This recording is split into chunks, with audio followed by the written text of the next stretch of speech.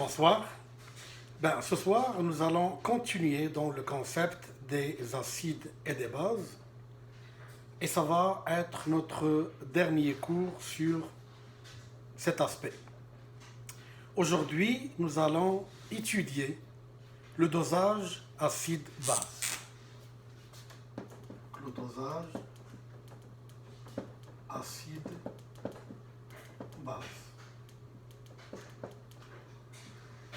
Dans le dosage acide-base, il y a deux possibilités. Soit qu'on fait le dosage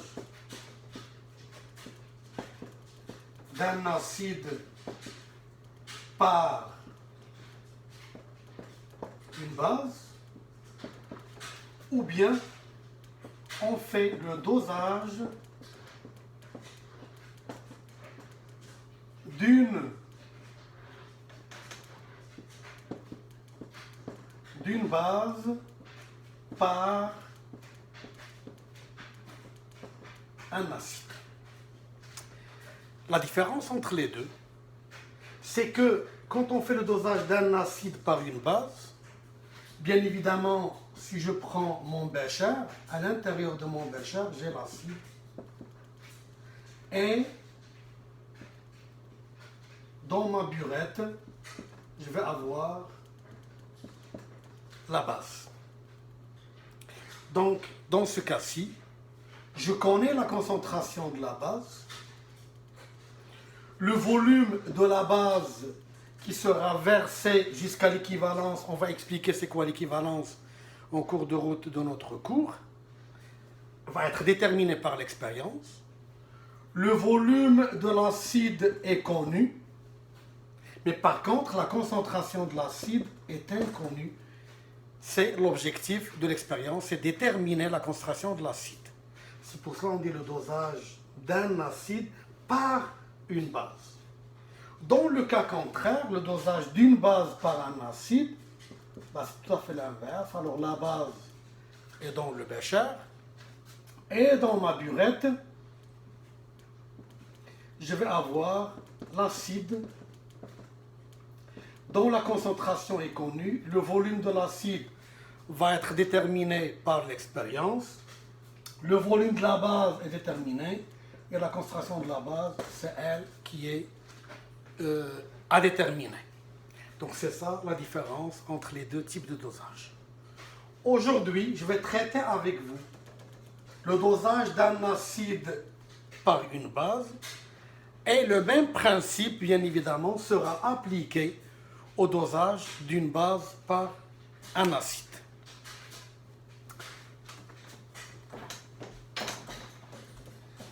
Alors, comme je viens de vous l'expliquer, que le dosage d'un acide par une base, alors dans mon bécher, je vais avoir l'acide tel que HCl et dans la burette, je vais avoir la base telle que NaOH. En réalité, l'équation de dosage, dans la base, il y a, alors la base va se décomposer en Na+, plus OH-. Ce qui m'intéresse sont les molécules de OH- que j'ai mis en rouge. Alors tout ce qui est en rouge sont les molécules de OH-. L'acide HCl va se décomposer en H+, plus Cl-. Alors tout ce qui est en bleu sont les molécules de H+. Alors le bleu, c'est H+, et ce qui est en rouge, c'est OH-. Alors, ce qui arrive pendant le dosage, c'est que à chaque fois je verse un petit volume de la base, il y a des ions OH- qui descendent dans la solution. Et selon l'équation du dosage, OH- plus H+, ça donne une molécule d'eau. Donc, à chaque fois qu'il y a une molécule d'OH- qui descend dans la solution, il s'en va, je vais les effacer, il s'en va aller rejoindre une molécule d'OH+, pour les transformer en molécule d'eau qui est neutre. L'autre, il va aller rencontrer celle-là, l'autre va aller rencontrer celle-là, l'autre va aller rencontrer celle-là, elle va rencontrer celle-là, elle va aller rencontrer celle-là. Donc tout ce que j'ai enlevé, il s'est transformé en molécule d'eau. Alors on continue, on descend d'autres molécules d'OH-, et à chaque fois OH- elle rencontre un H+, il va aller les effacer, effacer, effacer, effacer, effacer. Alors vous voyez, au fur et à mesure que je verse de la base, il y a des ions OH- qui s'en vont rejoindre les ions H+, et qui vont les transformer en eau. Bien évidemment, les Na+ vont aller rencontrer le Cl- pour se transformer en Na+ aqueux, Cl- aqueux qui vont des ions qui vont rester dans la solution. Jusqu'à ce qu'il arrive un moment où tous les ions H+ ont été enlevés. Une fois que je verse une molécule d'OH-, il cherche partout, il ne trouve pas d'OH+. En ce moment, on dit qu'on est arrivé à l'équivalence. Donc dans ce cas-ci, on est arrivé à ce qu'on appelle le moment de l'équivalence. Qu'est-ce que ça veut dire l'équivalence? C'est-à-dire que le nombre de moles d'OH- que j'ai versé est exactement égal au nombre de moles d'OH+ qui existait. Et par conséquent, je m'arrête et je peux connaître le volume de la base que j'ai versée, la concentration de la base qui est déjà versée est connue, et je peux déterminer, la concentration de l'acide est déjà connue, et je peux par la suite déterminer la concentration, le volume de l'acide est déjà connu, et je peux par conséquent déterminer la concentration de l'acide qui était inconnue. Comment je peux déterminer ceci? Je vais juste effacer un petit peu le haut pour vous montrer l'équation. Mon petit tableau est insuffisant pour démontrer le tout. Donc, on vient de dire que à l'équivalence, on a le nombre de moles de OH- est égal au nombre de moles de H+. Or, si je prends NaOH, qui me donne Na plus OH-, à T égale à 0, j'avais un certain nombre de moles de la base ici, j'avais 0 mol ici, 0 mol. À T final, quand toutes les molécules de NaOH se sont décomposées selon cette équation, parce que NaOH est une base forte, je vais avoir 0 mol ici, N bémol ici et N bémol ici. Par conséquent, le nombre de moles d'OH-, ce n'est rien d'autre que le nombre de moles de la base. Et le nombre de moles de la base, ce n'est rien d'autre que la concentration de la base fois le volume de la base. Bien évidemment, quel volume de la base? C'est le volume que j'ai versé juste pour arriver à l'équivalence. Donc, c'est le volume de la base à l'équivalence. La même chose pour mon acide. Alors, si je prends HCl, qui me donne H+, Cl-, à T égale à 0, j'avais un certain nombre de moles de l'acide. J'avais 0 mol ici, 0 mol ici. À T final, je vais avoir 0, Na ici, Na ici. Par conséquent, je déduis, à la fin, après la dissociation de la totalité de HCl, HCl est un acide fort, il va se dissocier complètement. Le nombre de moles de H+, que j'ai dans la solution n'est rien d'autre que le nombre de moles initial de mon acide. Donc ceci est égal au nombre de moles de l'acide qui est égal à Ca fois le volume de l'acide que j'avais mis initialement. Parce que l'acide, le volume de l'acide, c'est moi qui le détermine, c'est moi qui choisis quel volume je peux doser. Par conséquent, si je prends cette équation, qu'est-ce qu'il va me donner? Il va me donner tout simplement CaVa est égal à Cb fois le volume de la base à l'équivalence. Et par conséquent, Ca est égal à Cb fois le volume de la base à l'équivalence divisé par le volume de l'acide. Et comme ça, je peux déterminer la concentration de mon acide. La question qu'on peut se poser,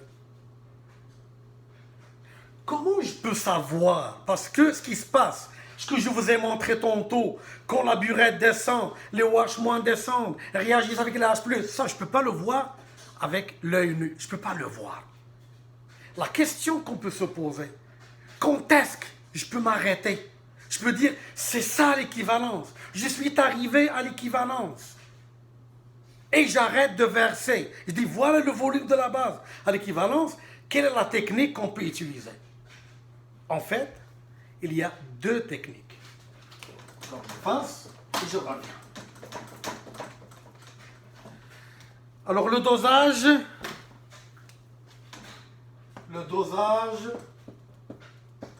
d'un acide par une base. La même chose pour le dosage d'une base par un acide, c'est le même principe. Il y a ce qu'on appelle un dosage volumétrique.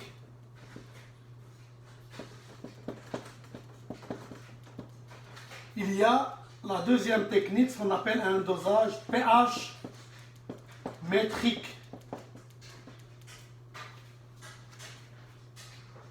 Quelle est la différence entre les deux? Ou bien, à quoi consiste la première technique et à quoi consiste la deuxième technique? La première technique, le dosage volumétrique. Il consiste tout simplement, donc comme on avait dit, dans mon bécher, j'ai l'acide.